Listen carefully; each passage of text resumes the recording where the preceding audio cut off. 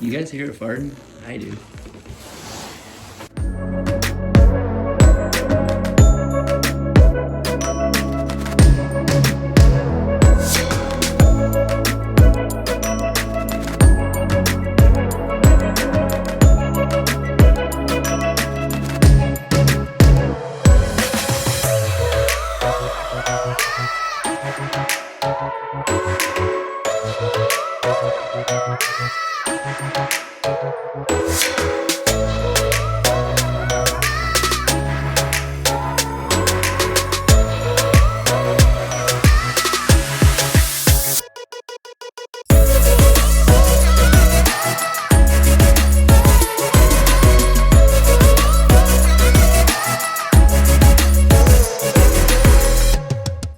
We got a little visit from family.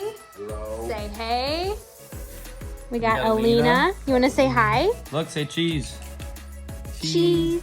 The most beneficial things that I've done to be more productive on a day-to-day basis is I assign the same type of tasks to a specific day. So for example, if I'm filming a video, I'm either filming a lot of chunks for one whole video, kind of like today, or I'm filming 2 to 3 sit-down videos where I'm just chatting with you, giving you tips, or I don't know, whatever it is. I try and film all on the same days, which are typically Monday and Wednesday. I also can edit on those days too, and if I'm gonna do that, then I'll film in the morning and edit in the afternoon because my energy is most extroverted in the morning and I'm happy to talk to the camera in the morning, but when it comes to the second half of the day, I'm like, I just want to be inside my head. I don't want to talk or think about anything other than the task I'm sitting in front of and finishing it. If I'm sending emails, then I typically give myself 1 hour to do so. So I call this the power hour.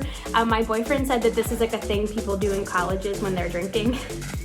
I wouldn't know that because I lived at home during college, but I give myself power hour and I set my timer on my phone for 1 hour and I bust out as many things, for example, emails, as I can in that hour, which helps me to stay focused, attentive, and giving my best because I know there's an end goal. If I give myself 8 hours to send emails, I'm probably gonna get the exact same amount done as if I gave myself 1 hour because I see that clear end goal. I see the finish line. I just wanna get there and get the most done so that I can feel good about it. It can be pretty draining, so typically after I give myself a power hour, I'll like clean or do some little things that are less high focused, require less brain power, and that works pretty well for me so far. If I'm doing a photo shoot, then it's probably the whole day that I'm doing that. If I'm shooting promo videos for journals, if I'm packing journal orders, I assign those things specific days depending on what my energy is like and what is easiest to do. So, for example, anything like pictures, filming videos, doing promo videos, always in the morning, and anything that requires me to be on my laptop sending emails, packing journal orders, editing videos, editing pictures, afternoon time. If you're someone who has more energy the second half of the day into the evening, then I would suggest flip-flopping it. If you're tired in the morning and you're more energized at night, I just happen to be a morning person and I love to get the hardest thing done first. I really need a new notebook. This thing is like so used and I'm almost to the end of this one. But I carry this notebook with me everywhere because I write down ideas, things I have to get to. I write down what's inside of my head to keep myself organized so that I don't forget things, which is the next thing that I believe heavily in, which is taking everything in your brain and physically writing it down. So if I don't keep track of how many YouTube videos I've filmed, have to edit, have to upload, I would literally forget all of them. I can't remember what I filmed Monday or last week unless I write them down and have them in front of me so that I can go and find them on my laptop.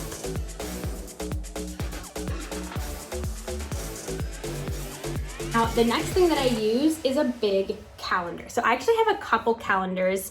I use Google Calendar on my phone to set appointments and kind of time block loosely. But my big calendar is for setting projections. So for example, I write down how many new YouTube subscribers is my goal for that month, how many emails to send out, and how many people actually agree to collaborate for my journals. I set all of my YouTube videos and I write them on the day that they come out because otherwise I'll forget. And really it just helps me to keep my head clear and set like big picture projections. To break this down for you, my business includes journals. So that's promoting the journals, email outreach to collaborate for the journals, finding events to be a vendor at to sell journals, posting on the Instagram page, taking updated photos, like all of that is under journal category. I also have a YouTube channel, so everything under that category is filming videos, editing videos, uploading videos, promoting videos, taking thumbnail pictures, making the thumbnail, setting the video and tagging it and all of that. And commenting on other people's YouTube videos in order to make like connections with them.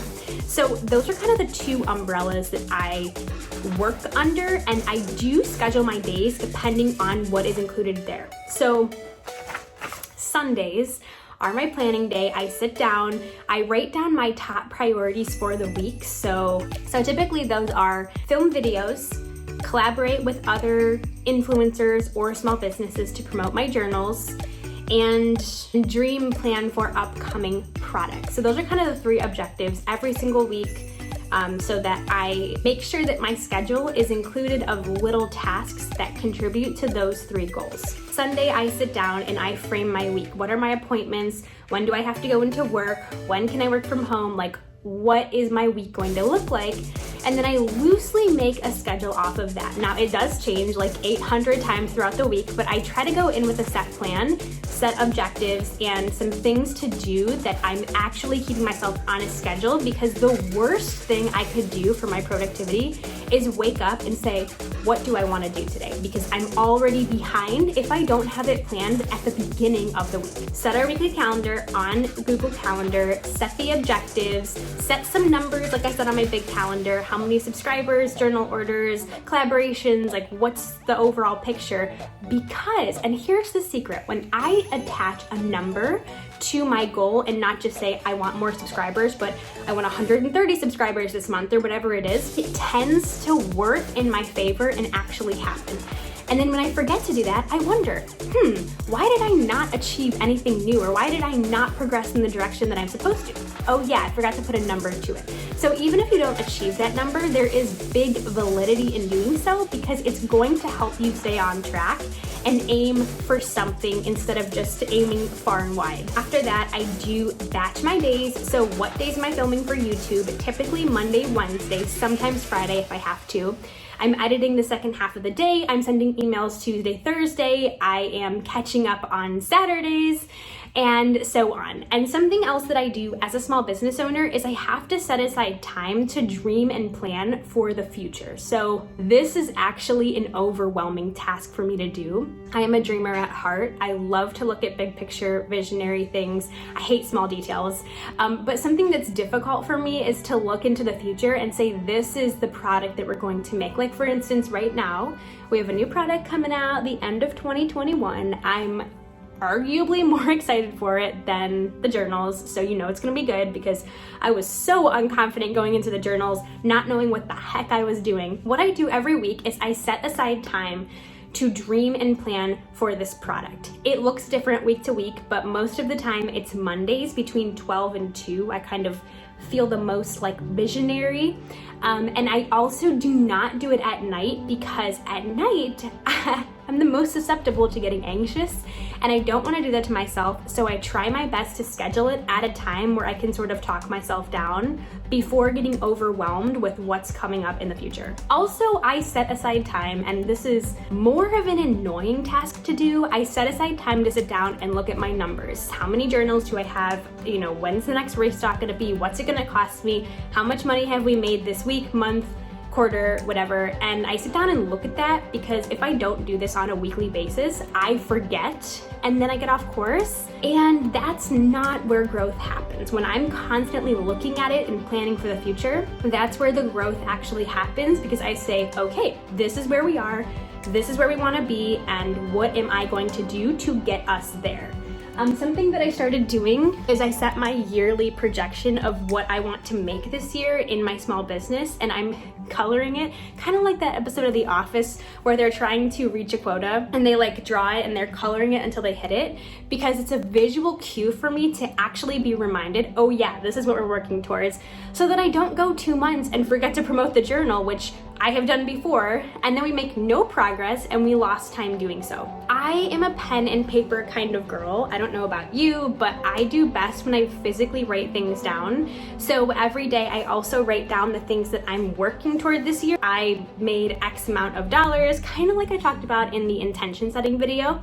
I made this amount of money. I have this many followers or subscribers on YouTube, and I'm a very visual person, so I keep it all in front of me.